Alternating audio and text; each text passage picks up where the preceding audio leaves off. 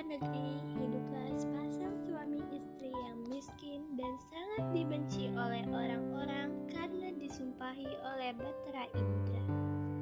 Setiap kali mereka mengemis di pasar dan di kampung, mereka selalu dipukuli dan diusir hingga ke hutan.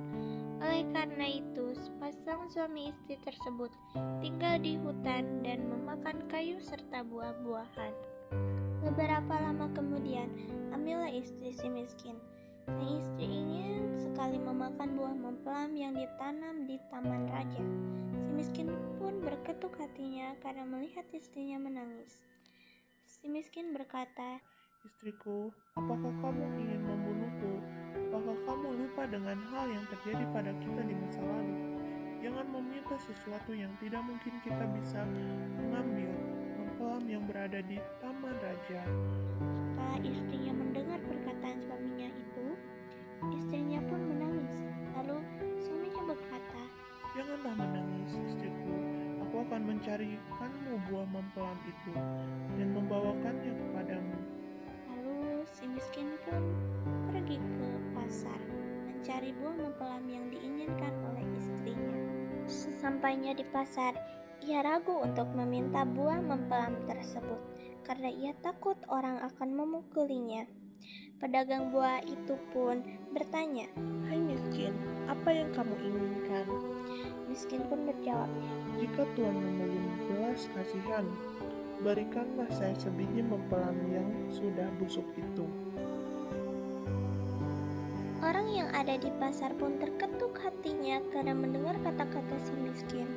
Lalu orang-orang yang ada di pasar itu memberi si miskin buah mempelem, makanan dan pakaian. Si miskin pun heran karena ia biasanya dipukuli dan diusir oleh orang-orang pasar itu. Dengan perasaan bingung, si miskin kembali ke hutan untuk menemui istrinya. "Istriku, ini buah mempelem yang kau inginkan, dan ada makanan serta pakaian yang diberikan oleh orang-orang pasar." Istrinya pun menolak mentah-mentah dan menginjak-injak barang yang dibawa oleh si miskin.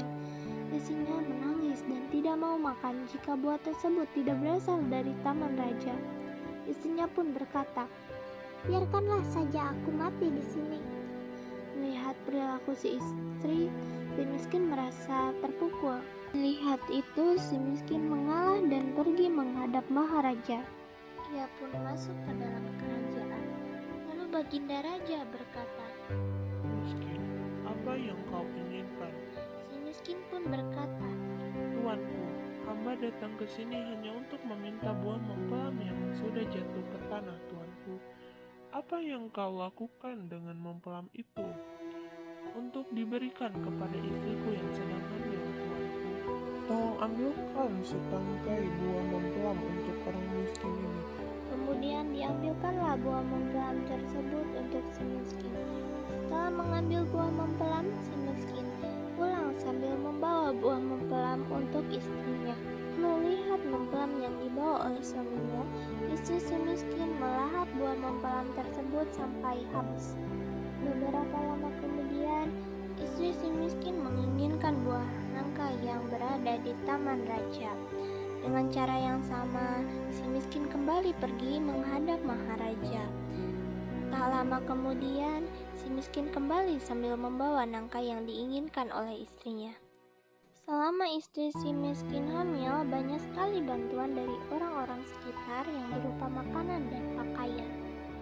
Pada malam hari, dengan bulan yang sangat terang, lahirlah seorang anak laki-laki.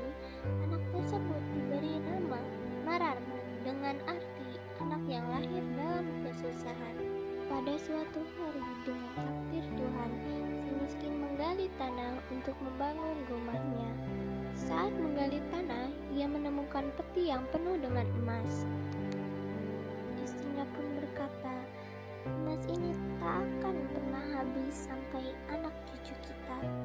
Setelah kembali dari belanja barang kebutuhan, sang ayah menimbang anaknya dan berkata, "Jika engkau sungguh-sungguh anak dewa, jadikanlah negeri di hutan ini dengan kota, istana, rakyat, menteri, dan raja-raja."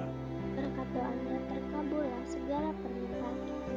Si miskin diberi gelar Maharaja Indra sedangkan istrinya menjadi Ratna Dewi, dan negeri itu dinamakan Puspasari.